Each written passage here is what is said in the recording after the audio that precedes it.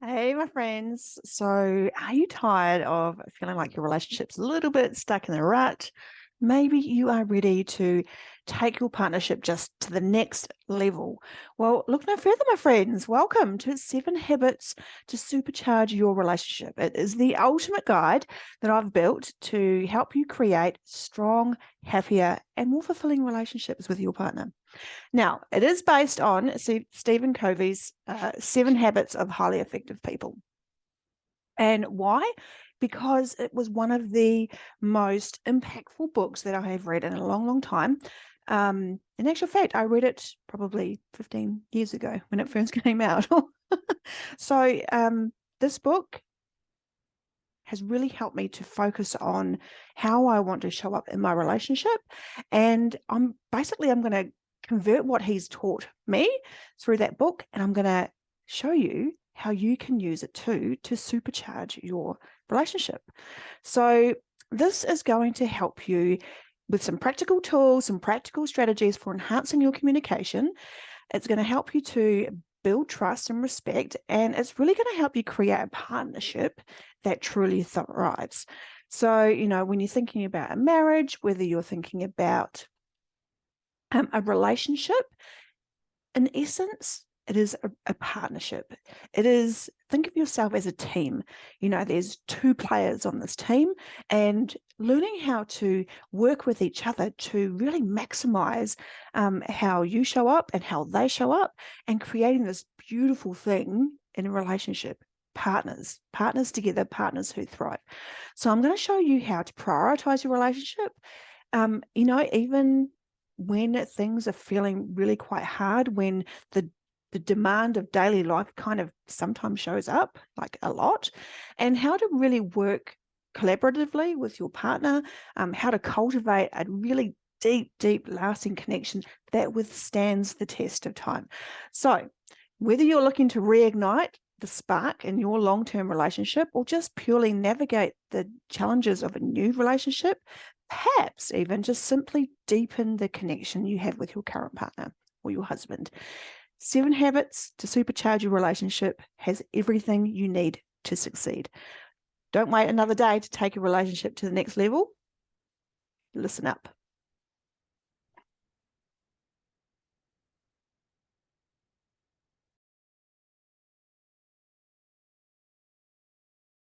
All right, my friends, here are some caveats, call them housekeeping, some kind of guidelines to help you get the most out of today. All right.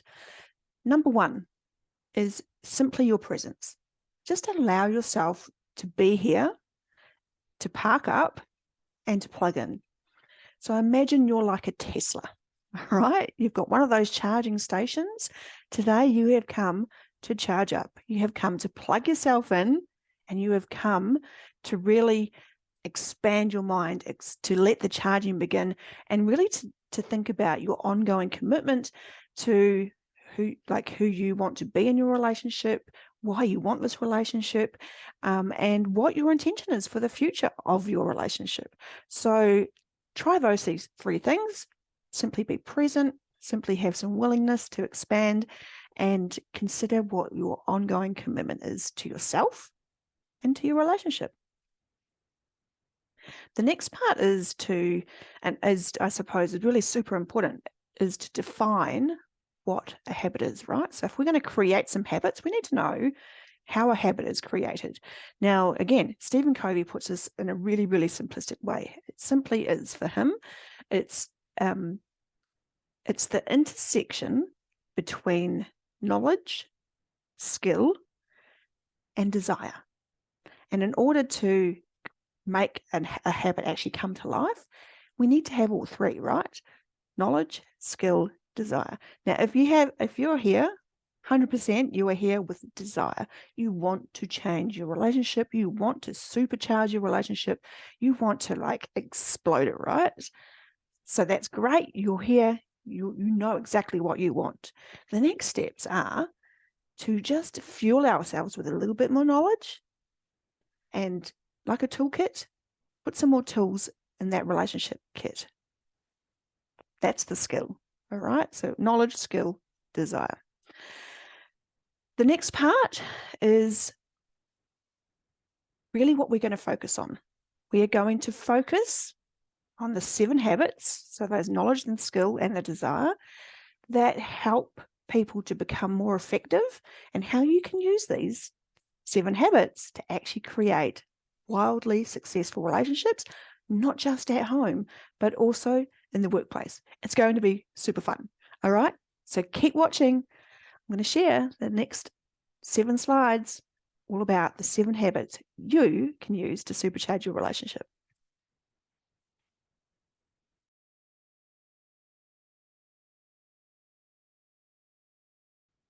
Okay, habit number 1, taking responsibility for your marriage or your relationship. Unlike our dear animal friends, we have, as humans, have one of the most amazing abilities, and it is called self-awareness. Because with self-awareness, we know, creates change. It's like the catalyst for change, big or small. Now, if you haven't already, you can also download the relationship quiz. It's called Discover Your Hidden Love Blocks. And in there, I talk about the love pillars: mindset, communication, forgiveness, self-confidence, and energetics. Now, if you're here, you already have an awareness that something isn't quite where you want it to be, and you're probably scratching your head wondering, like, how can I change it, right? How can I supercharge my relationship? Well, this is absolute gold. And the fact that you're here, you know your relationship matters to you, and you aren't waiting for someone else or something else to take ownership of it.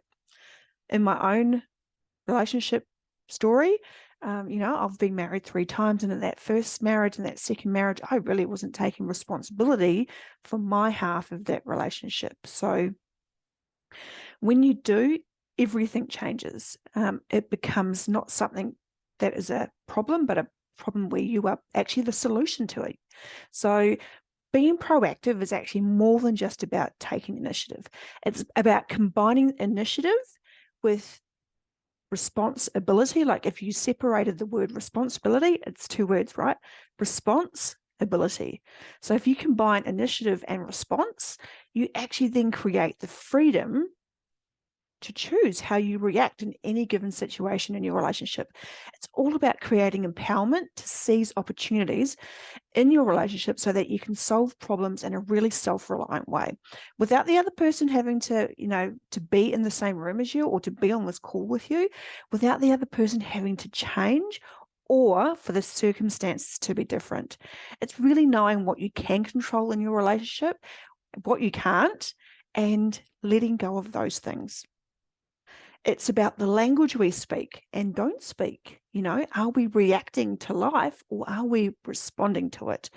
There's thoughts like, there's nothing I can do, versus like, let's get a different perspective on this. Let's get, an alternative way of thinking.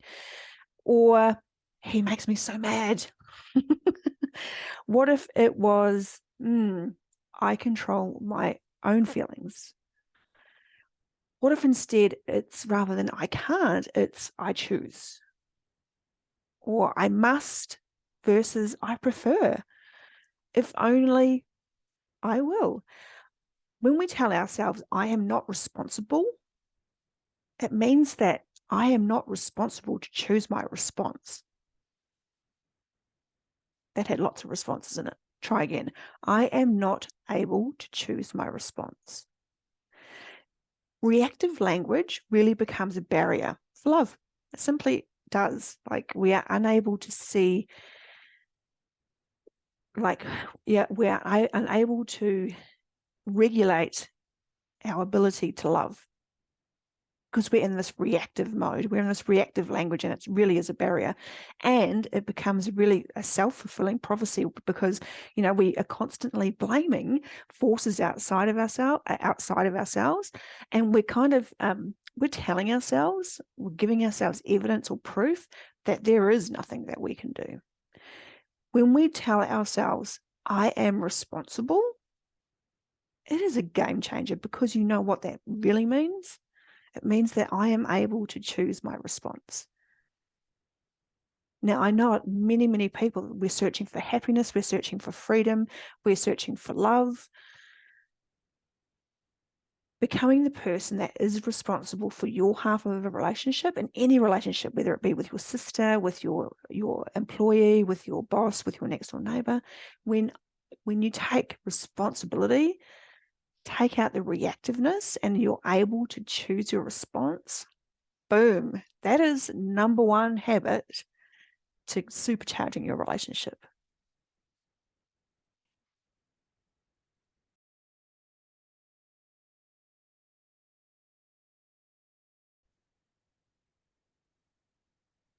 Habit number 2, setting goals for your marriage. All right. In the last habit, you would have heard me talk about thought, things that we think and how we are either reactive or responsive.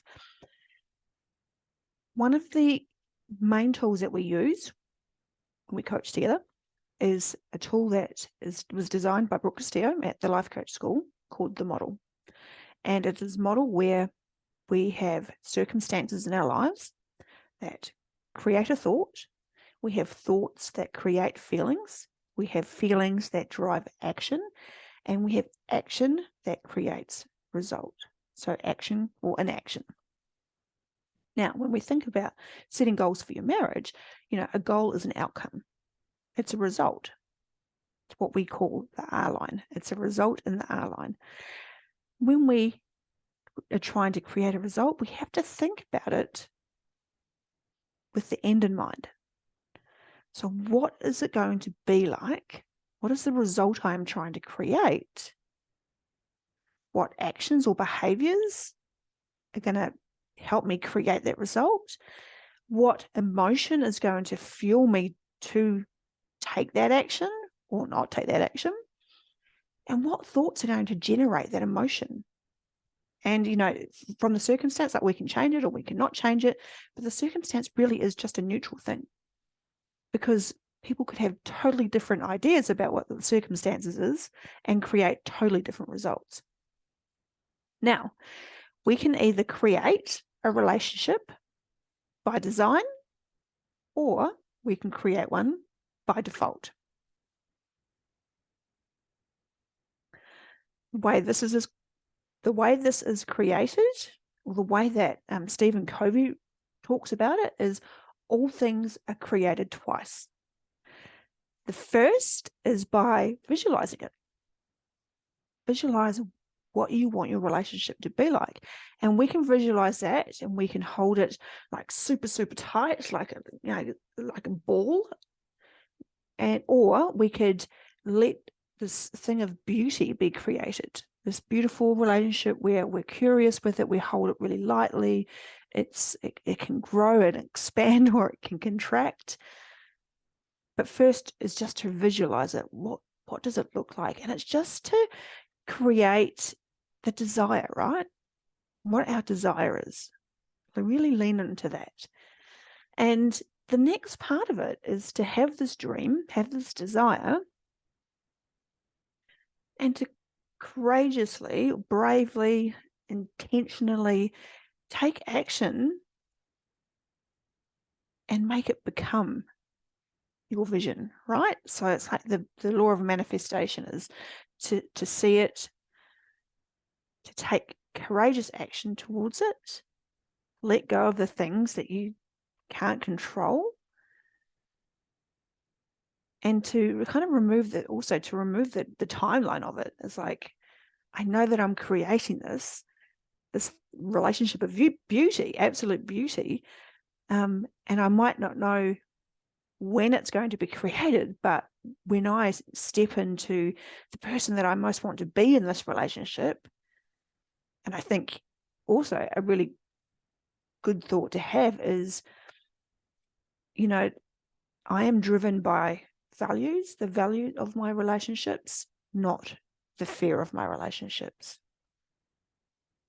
At the center of influence is in any relationship is you. So when you are driven by your values rather than your fear, so the emotional fear of being alone or not being able to find your right person or being divorced or being married or whatever that looks like, when you take responsibility from the first one and then we have this end in mind, and we create it with our brain, with our thoughts, and then we create it from the emotion of love, of intention, of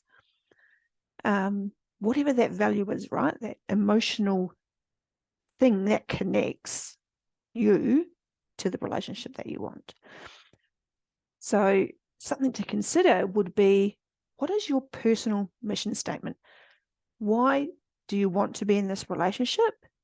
And who do I want to be in this relationship? So there's who you are now, this beautiful, already beautiful human, and 100% worthy and 100% deserving of this relationship. Who do I want to be? Who do I want to show up as every day? And something to note is, if our sense of emotional worth, so if we don't feel like we are 100% worthy of this relationship, or what will happen, not the or, what will happen is that this emotional worth, we will tie ourselves to a relationship where that worth has to come from that relationship. So we tie ourselves to it, and then we become highly dependent upon that relationship.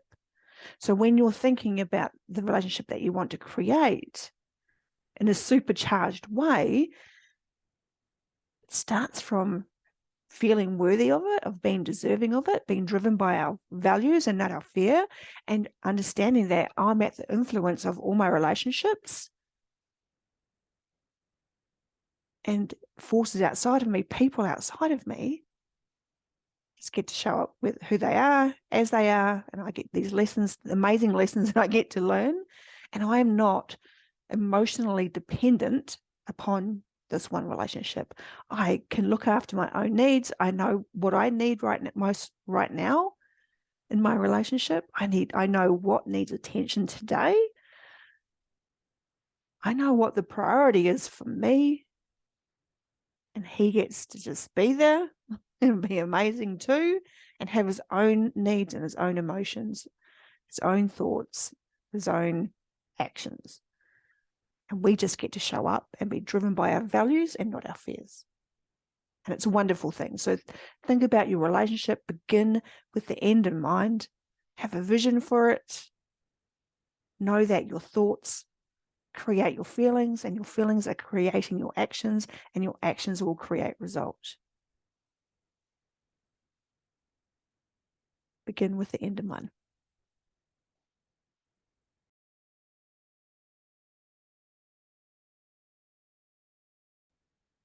Habit number 3, prioritizing your relationship. Let's talk about the importance of putting your marriage first. What is the one thing that you could do that you aren't doing now, that if you did do it on a regular basis, what kind of impact would that have in your life, in your relationship? I want you to consider that rather than looking for a cure, it's all about prevention. When we focus on the things that matter to us, we don't then have to try and fix it when it's completely broken, right? So like when a car has run out of fuel, when it's run out of charge, it's because we haven't stopped long enough to either plug in and be present, or we haven't put in the right fuel, or we haven't been noticing the fuel gauge going down. Like we've been a little bit distracted, right? So when you think about your relationship and its importance to you, like go back to your why, go back to habit number 2 when you're looking at, what are your values? It's all about internalizing those values, like really making them come to life and really living from that place. Why my relationship is so important to me, why I want to be this person in this relationship. Why? How can I be the one that supercharges it, right? So when you start to internalize the last habit, really setting a goal and having that emotion of, oh, this is so important to me, or that thought with the emotion of certainty of it's definite, like it's, find that emotion that makes you, that really, really fuels you.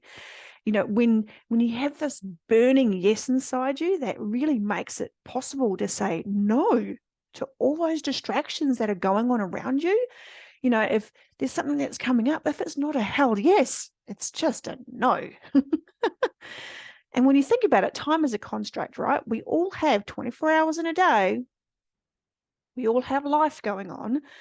But the way in which you organize your time, the way that you prioritize the things that matter to you, that's 100% your responsibility. And so, we have to be careful that we don't allow the brain to do what it thinks is important. We kind of need to redirect it back to what our goal is and have that really adamant, this is what I want to create in my relationship. This is the way that I want to supercharge it. When you think about a 2-year-old in a candy store, they're like, oh my God, all this candy, drooling at all these things. But, when they trip and fall, all they want is a big hug from their mama bear. They couldn't care less about the candy. So we have to think about the same thing in our relationships. When we trip and fall, when everything else is gone, what's the one thing that we want? We want to feel loved. We want to be loved. We want to feel connected. We want to be on the same page as the other person. So we have to really check in and, know what our why is and really live from that place. Simply choosing each other.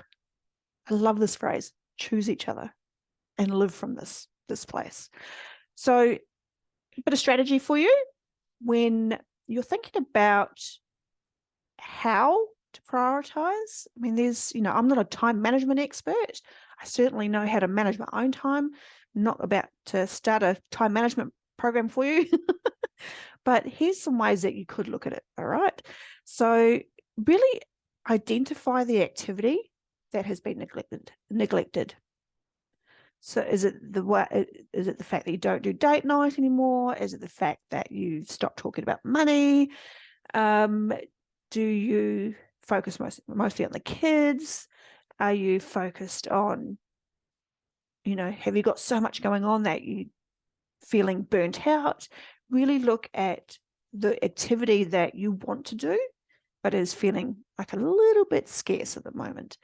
And then estimate the time that you spend doing it. And if you're satisfied with the amount of time that you kind of, like if you've neglected talking, what is the type of time that you want to give to those conversations? Is it 5 minutes? Is it 5 hours? Is it 3 nights a week? Is it 6 nights a week? And ask yourself the question, like, what might need to change? What areas of my life might I need to delegate to make space, to create this space for something that's so important to me? And really know what your roles are in your relationship too. When we first get married or when we first hook up in a relationship, we have very definitive roles. This is who I am. Don't try to change me. Well, at least that was my experience of it. And then kind of as you spend a bit more time with each other, they kind of start to blur a little bit. And next thing you know, you're married with children and you've totally lost your identity. You feel like you've lost this independent person that you used to be, and now you're the mum, you're the soccer pickup lady, you're the cook, you're the cleaner, you're the bill payer, you're the career-driven woman. You're all of these roles, right? And you have all these responsibilities. But just know what your roles are in your relationship. And if you haven't thought about those for a while, something to consider, one of those deepening conversations that you can have with your partner or with your spouse is to ask, what are our roles? And what are our goals more specifically? Like, get to know those more intimately when it comes to what your roles are. So, what is your role as a wife and what is my goal as a wife? They're not necessarily the same thing. So consider that. What is my role as a business owner or as a CEO? What are my goals as a CEO? And then when you've decided what they are, when you've decided what your role is and what your goal is, then you can actually start to commit yourself to perhaps setting up a regular time, setting up space, giving your relationship the attention that it craves from you, to give yourself some attention that you crave from your relationship, right? So it's not always what we get from a relationship, it's what we can give to ourselves. And then to really look, I suppose, as a way to wrap it up, is to look at what you are creating and to self-evaluate and go, geez, what is working, what isn't working, and what can I do differently? When we really start to take, again, responsibility, right, to be the person that prevents this potential for conflict at the end or for divorce or whatever, like being the cure is the supercharge. You are the cure. You're not the problem. You are the solution. You are the cure to supercharging your relationship.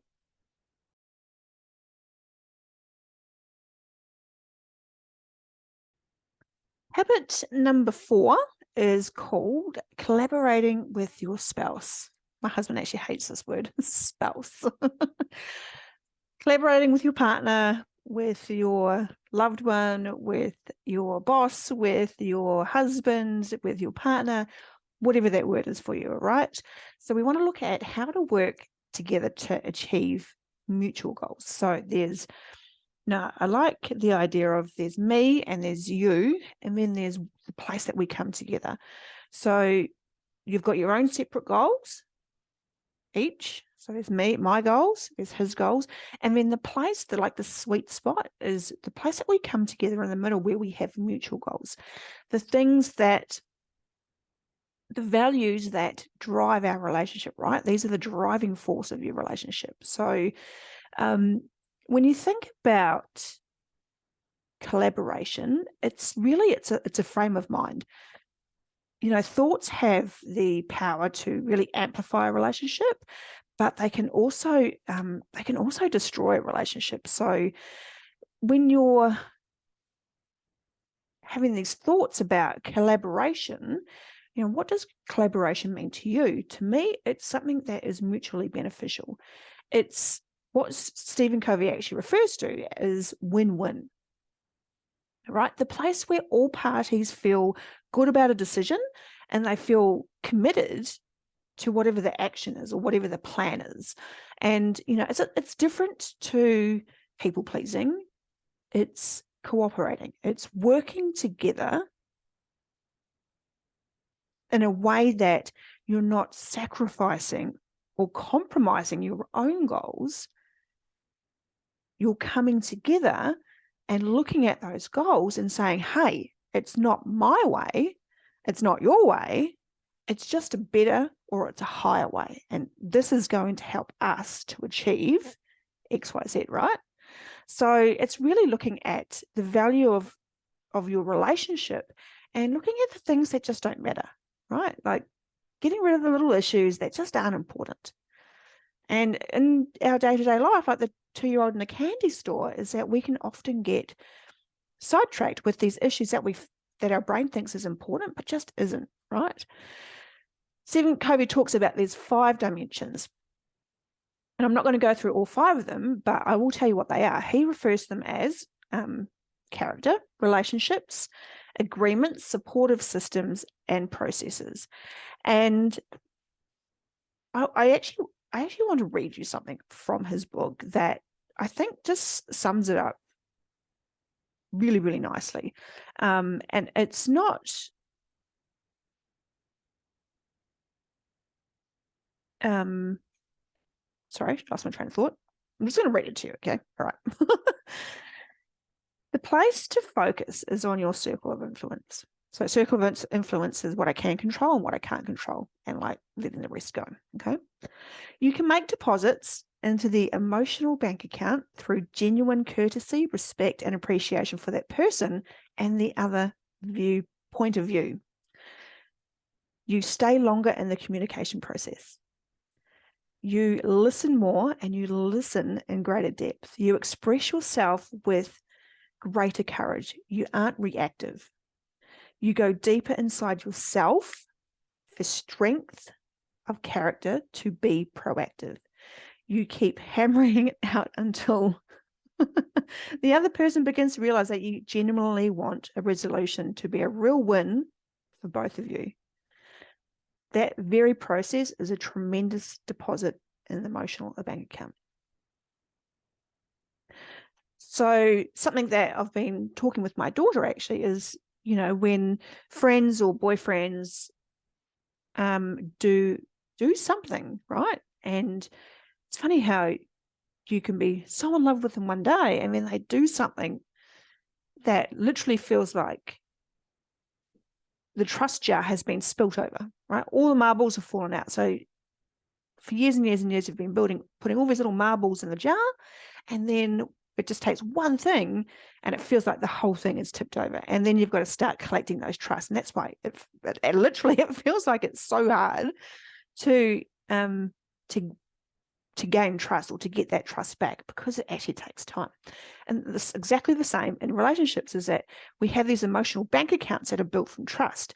So without this trust, we build walls that are really, we build walls rather than creating space for expansiveness. And like when we have this idea, this thought, this frame of mind where we want outcomes that serve both of us, like to our highest place, to our highest level, and then we combine it with the commitment to win-win, like this is the springboard into supercharging, right? Supercharging your relationship. It's really building out trust from these emotional deposits that we make in our everyday life. The things that we say to each other, the ways that we support each other, the ways that we think about each other, the way that we feel about each other. That whole thought model, the way we think, the way we feel, the way we do or not do, that's literally what is creating our result. And if the result that you want is that supercharge, and put those three things into perspective and have your emotional bank account like topped up, like overflowing, so that when one thing happens, it's not going to spill that whole jar all the way over, right?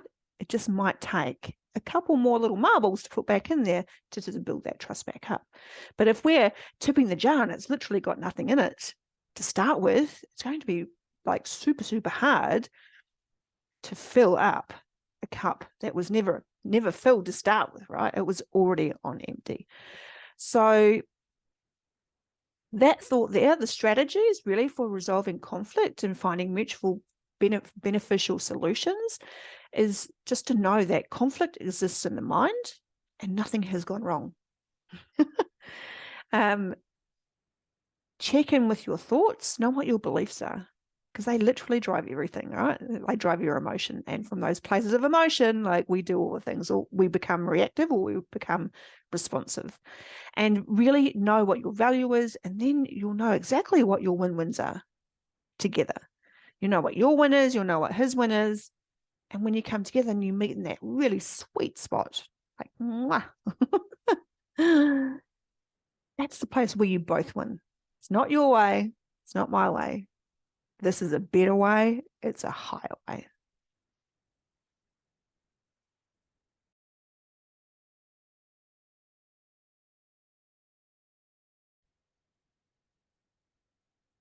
Habit number 5, listening and communicating with your spouse, with your partner.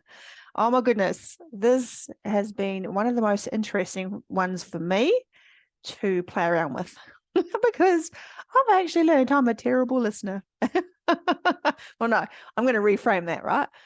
I am becoming the person who is a better listener. So we all know, and I'm not here to tell you how to suck eggs, but there are 4 basic types of communication: reading, writing, speaking, and listening. They teach us how to read in school. They teach us how to write at school. We get taught by other people how to speak, how not to speak. One thing that we probably don't get taught very well is how to listen, right? Now, our brain is really good at being a complex finder of solutions. And so what it's trying to do is it's trying to solve for problems in conversations before it's even like had a chance to listen fully, right? It literally thinks everything is a problem. So, and come on, you have to agree with me that think about the last conversation that you had with somebody, and you may have noticed that you've responded or you've cut them off. I laugh because this is what I do. I think I'm being a really good listener, but yeah, so I'm listening, and then my brain's like, oh, I know the answer. I have the answer. I know what that is. I can respond to it. And so I respond to it and end up cutting the other person off, right? So our brain is really good at trying to connect dots, and it's trying to solve a problem, which there might not even be a problem to solve. So this is how you'll know if you might too benefit from learning how to be a better listener. Okay. And the way to do that is really to listen with intent and not solve anything, right? So think about a really good listener friend that you have. Notice what they do, what they don't do. They probably have a lot of this. Silence. Probably have a lot of space. They probably haven't responded apart from a nod, maybe. They've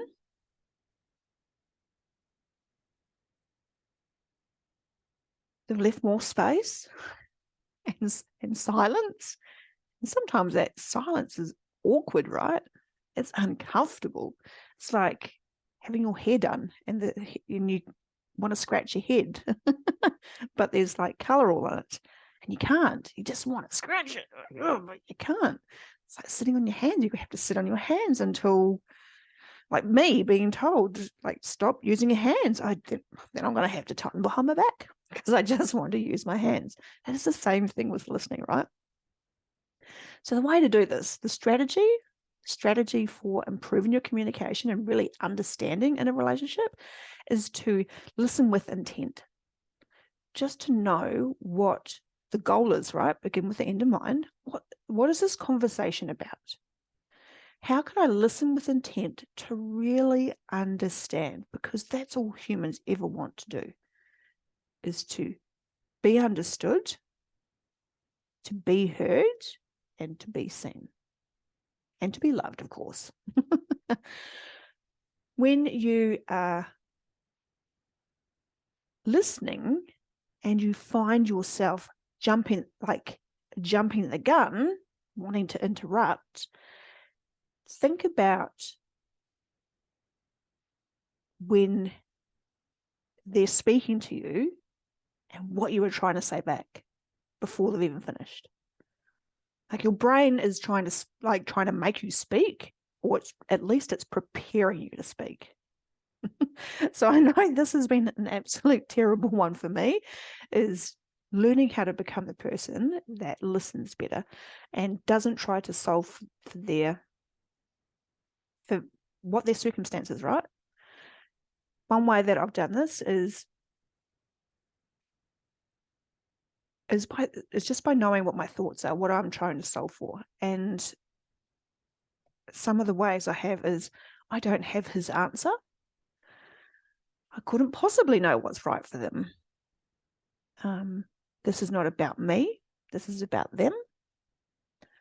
Because you know what? When we have good thoughts, these are intentions, and we're more likely to feel less inclined to actually respond. So we're going to feel comfortable. We're going to have a little bit of comfort around what we're trying to create. We're trying to create space for understanding. And then the conversation actually expands because we're not trying to solve for it. We're not trying to speak. We're not trying to give them our answers because, again, we couldn't possibly know. So that is, I know it sounds simple, and that's because it is, but it's probably one of the harder things to really nail in a relationship is to actively listen and not speak, actively listen for understanding, and actively tell yourself that this is their conversation. I'm going to give them space.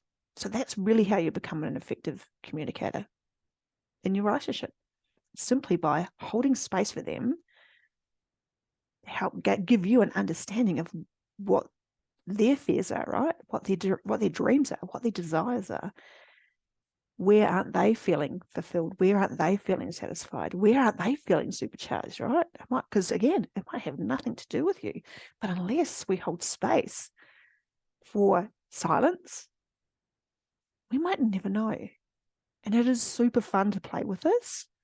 And you can even set it up that way and go, oh, you know what? Let's have a conversation. I'm not going to say a word. I'm learning how to be a better listener. It is so much fun to play with this. I know we do it all the time. We even laugh when I try to respond or when he responds. And we notice when our brain is trying to trip us up, right? It's trying to like tie our shoelaces up. It is fun to play with. So try that one on. Simple strategy, hold space, improves communication like you wouldn't believe, and it really creates a lot more understanding in your relationship.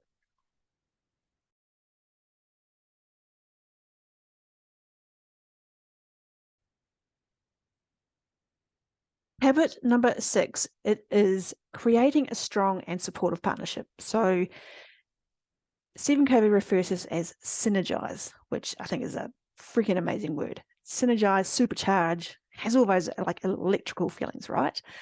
And it is super important to being able to build a really strong partnership, right? Any partnership, like in business, in your marriage, in relationships, in workplaces. Like this is the thing I see the most is when I coach teams, I coach people in workplaces, is when they are creating really strong and supportive partnerships in work, when they've all got common goals and they're all working towards something, I see synergy happen in workplace, right? I see synergy happen in teams. And it is the exact same skill that you can have, or once you have the knowledge, right? The knowledge, once you have the skill, and then you've got the commitment as well, where it really does expand. It explodes workplaces, it explodes teams, and it can supercharge your relationship. So the first thing to really notice is, where are you setting up rules and regulations which are really killing the spirit of your relationship, of your team? And we all do it because we have this built-in kind of system that says, I should be this person, he should be that person, she should be that person. We have these beliefs about people that aren't always true. And so what we do is we have these beliefs that somehow we created from our childhood along the way. Society's kind of thrown us some beliefs, and we've attached ourselves to them. When we have these rules, and most of the time they are hidden, we don't even know that they exist. For example, like my husband should just know what coffee I drink when we go to Macca's drive-through. He should also just know that, Thursday night he should put the bin out. He should also know when my car gets low on fuel, he should fill it up. Those are hidden expectations. And although I'm laughing about them, I know that for some of you, you will be dead serious, right? Like, he didn't put out the bin, he didn't bring it back in. And we end up in this world of hurt, this world of emotional whirlwind, because we have these rules and these regulations that people should meet. And it's something when we work together, if we work together, we dive more deeply into this work. It's called the manual. Because you know what? Manuals are actually made for IKEA furniture, but they aren't meant for husbands. And what it does is that, setting up rules and regulations, it really creates it creates a limited kind of experience in your relationship. And it certainly doesn't feel very freeing.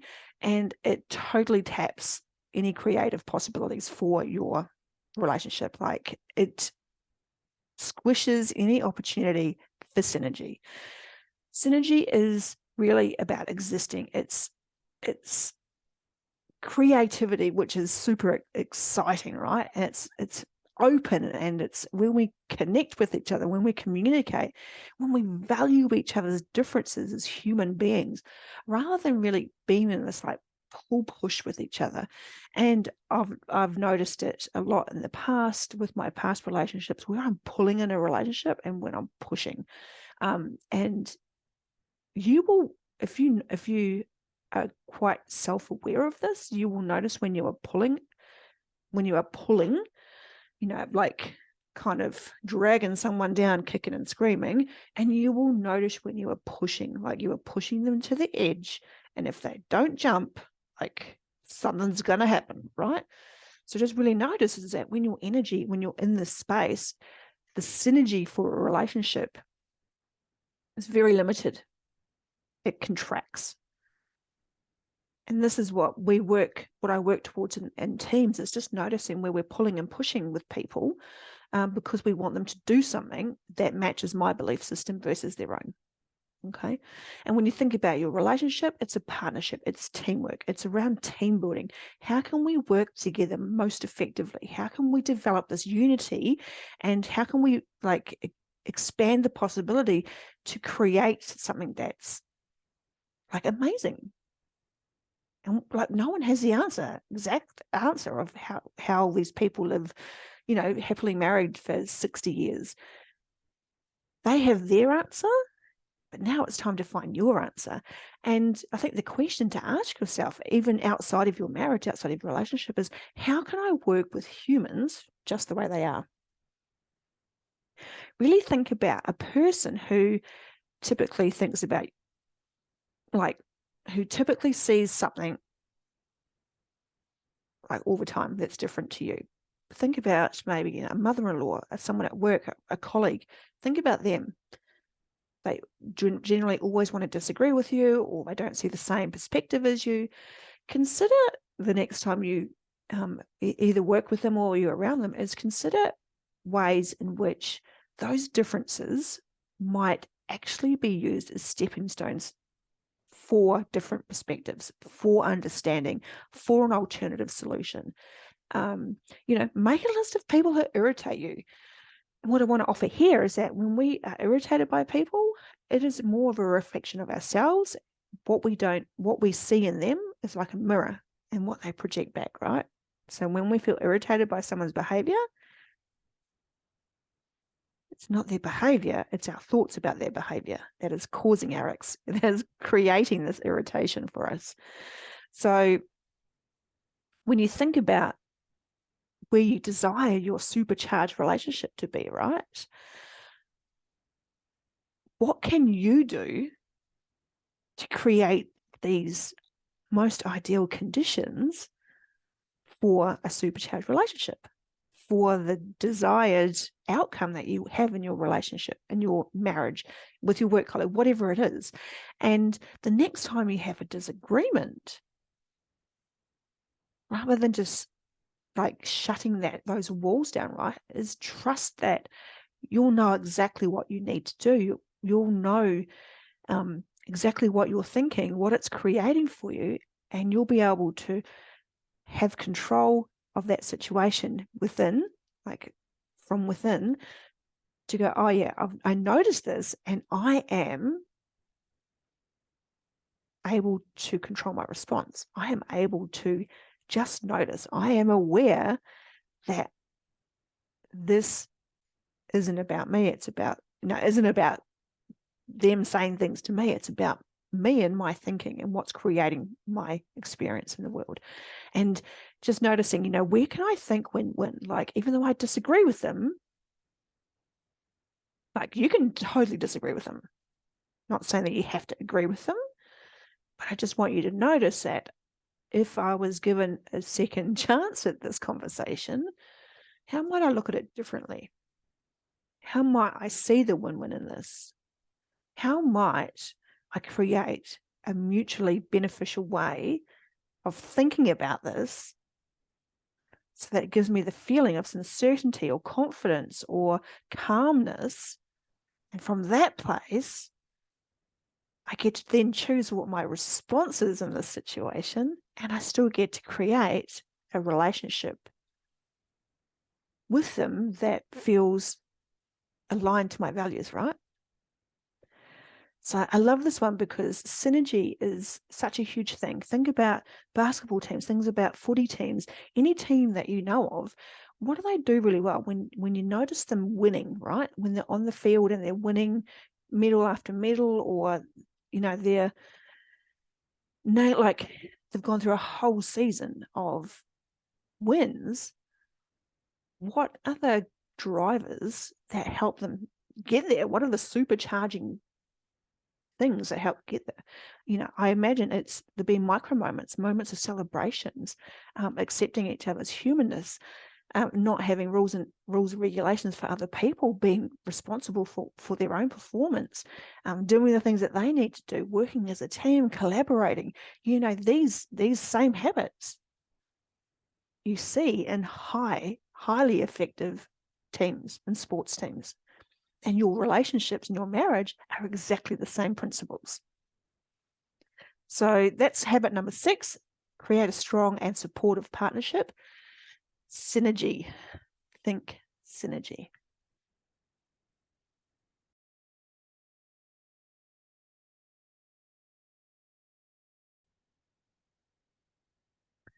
Habit number 7, last one for today. It is called taking care of your marriage.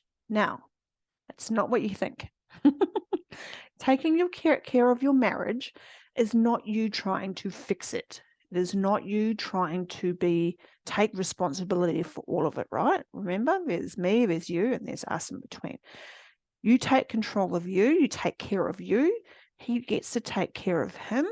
And together, when you've got two people who are taken care of, their own needs, their own wants, and their own desires, then you get to come together and you get to meet on that one page and create synergy. So taking care of your marriage is really about self-care. Self-care and nurturing yourself, your emotional needs, your physical needs like exercise, nutrition, the way in which you manage stress. Then there's the mental, the mental place of taking care of your marriage, which is really about thought work, right? Making sure that you're noticing where you're tripping yourself up. Thoughts create feelings, feelings create action, action creates result. Okay. Are you developing your own mind? Are you taking care of those spaces in the corner of your mind that trip you up? And what I mean by that are your belief systems, limiting beliefs that trip us up if we don't notice them. The stories that we tell ourselves when you don't notice them. Taking care of your marriage is all about thoughts between people. That's simply what a relationship is. Thoughts about another person. So when you manage your thoughts and you learn how to become the master of your emotions, or at least be aware of what your emotions are, this creates so much space for synergy. Okay. The other place to check in, and this is one that I noticed probably 4 or 5 years ago, was the spiritual connection to myself. So, and what I mean by that is I never used to like being alone, right? So I would spend a lot of time connecting to things outside of me, connecting to people, connecting to sports, connecting to alcohol, to food. Really what I was missing was that spiritual connection to myself. And I've done a lot of work with inner child work, with learning how to meditate, study of spirituality, manifestation. So I really took a deep dive into those corners, human design, gene keys, because a lot of that information has been super helpful in expanding my sense of connection to myself. And that's what spirituality is. Like, it's connecting to the higher, the higher, most loving expressions of ourselves, right? Rather than living in the lower expressions of our shadows and the things that we fear the most. The next part would be to just check in, take care of your marriages. Am I doing things socially outside of my partnership? Am I in service of myself? Am I in service of my relationship? Am I making sure that I have this deep sense of self-worth that is not connected to another person? How could I show myself that? Where do I question my lovability? Where do I question, where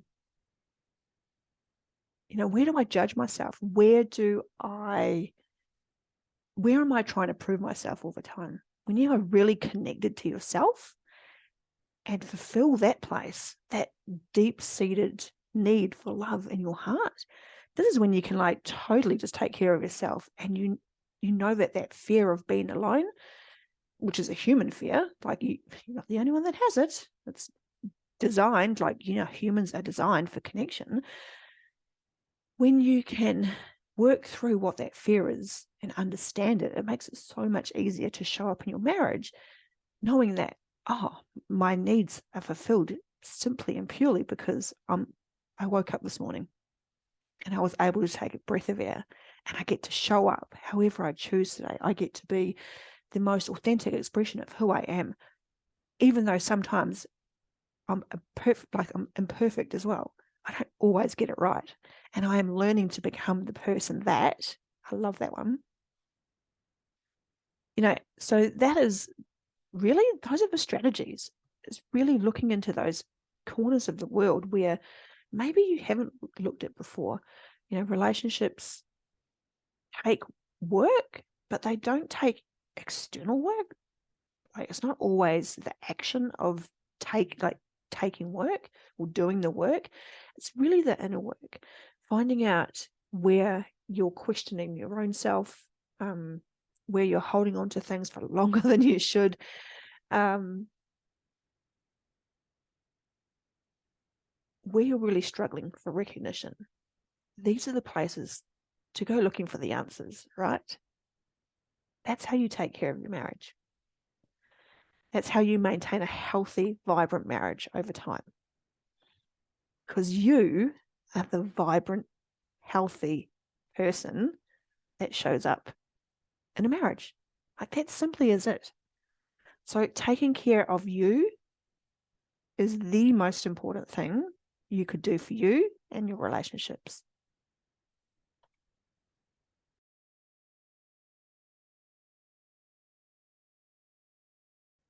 All right, my friends, that brings us to the end of 7 habits to supercharge your relationship. So I hope you got a stack out of that.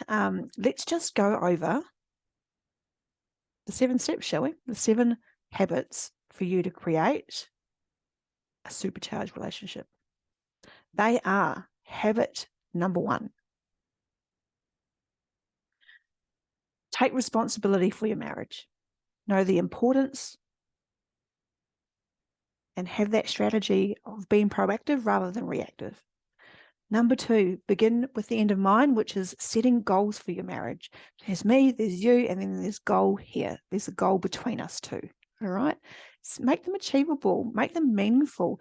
Know what your why is, what your drivers are. Okay.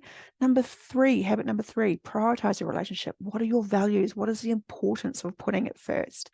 How can you prioritize your time even when things get busy and things get super hectic? I've got all these competing demands. Know what your importance is, know what the why is, and make the commitment to do it. Habit number 4, collaborate with your partner. It's about win-win. Like, we get to work together, we have these mutual goals, we know how to resolve conflicts, or at least we learn to become the person that can resolve conflict easily rather than putting our head in the sand and just burying it, right? It's about finding mutual beneficial solutions that help me and you, and therefore it drives our relationship forward. It supercharges it. Number 5, listen and communicate with yourself. Remember, listening isn't just listening. It's listening with intent. It's listening on purpose. It's about giving them space, putting lots of silence in there, letting it be the breeding ground for open communication and a shit ton of understanding and empathy and love. Habit number 6, create a strong and supportive partnership. Like anything, we cannot have a house that doesn't have a strong foundation. So know what your rules and regulations are for people. Try and stamp a lot of those out. Create synergy. Now, we want to create like explosions of synergy, like things that come together and just like, voila. All right. Number 7, take care of your marriage. Not what you think it is. It's about taking care of you, your needs, your emotions, your managing your mind, really nurturing relationships and maintaining a healthy and vibrant person, this person here, who shows up in the same way as she wants her marriage to be. Okay, so I hope that these have really helped you gain a deeper understanding of the principles of a successful marriage. And I hope you've got some practical skills that will help, and some tools that will help you to enhance your own relationships. I really wish for many more happy couples to, like even happy workplaces, right? For people to be equipped to communicate more effectively, to collaborate more productively, so like work together, and to really build stronger, more fulfilling relationships, because life is way too short for shitty ones. All right, my friends, thank you for joining me. If you want to know more about me, please go to my website, www.lauriecherie.com. If you want to work with me, book an appointment. You've got a free call there.